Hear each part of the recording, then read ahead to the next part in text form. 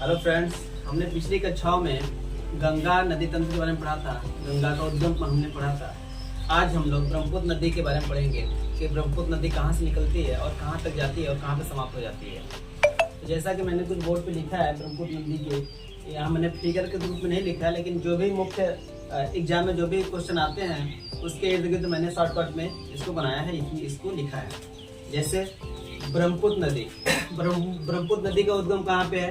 तो ब्रह्मपुत्र नदी का उद्गम जो है चुंगडुंग ग्लेशियर, जो कि तिब्बत मानसरोवर झील से निकलती है।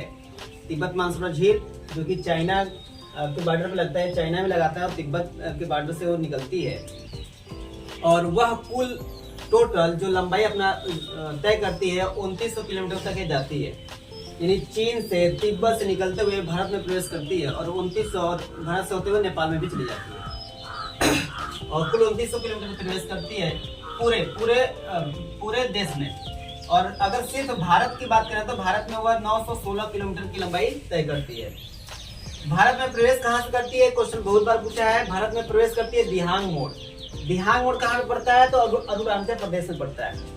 अरुणाचल प्रदेश के दिहांग मोड़ से जो ब्रह्मपुत्र नदी है वो भारत में प्रवेश करती है। और भारत के कितने राज्यों में बहती है? तो भारत के सिर्फ तीन राज्यों में बहती है, असम, मेघालय, अरुणाचल प्रदेश।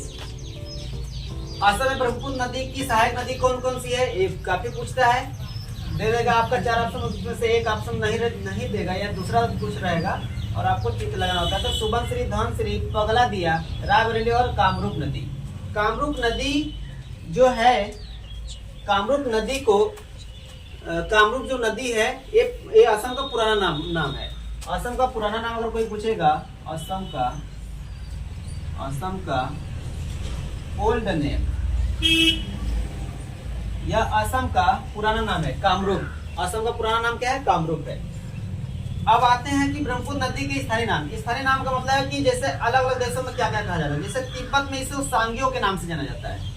तिब्बत में ब्रह्मपुत्र नदी को सांग्यो के नाम से जाना जाता है। चीन में इसे कहते हैं यारलुंग जंबो। जंबो क्या है? अनिल कुंबले के नाम पर इसको रखा गया है। अनिल कुंबले के नाम पर जंबो, यारलुंग जंबो इसको रखा गया है चीन में। अरुणाचल प्रदेश में आप जानते हैं दिहांग कहा जाता है, क्योंकि ये दिहांग मोड़ से आती है, इसलिए अरुणाचल प्रदेश में इसको ब्रह्मपुत्र नदी को दिहांग कहते हैं। बांग्लादेश में इसे क्या कहते हैं? जमुना। भारत में इसे कहते हैं ब्रह्मपुत्र। और ब्रह्मपुत्र नदी का और भी नाम है, जैसे शेषाचलन, ये ब्रह्मपुत्र नदी का कहते हैं। शेषाचलन किसका नाम है? तो ब्रह्मपुत्र नदी का ही नाम है। ब्रह्मपुत्र नदी के बारे में कहा जाता है कि ब्रह्मपुत्र जो नदी है बहुत ज्यादा मिट्टी का अपरदन करती है।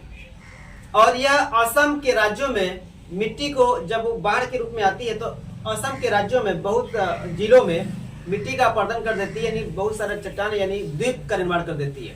तो सबसे अधिक द्वीपों का अगर निर्माण यह करती है तो ब्रह्मपुत्र नदी असम में करती है। और असम में ही एक द्वीप है माजुली द्वीप, जो विश्व की सबसे बड़ी द्वीप कहलाती है।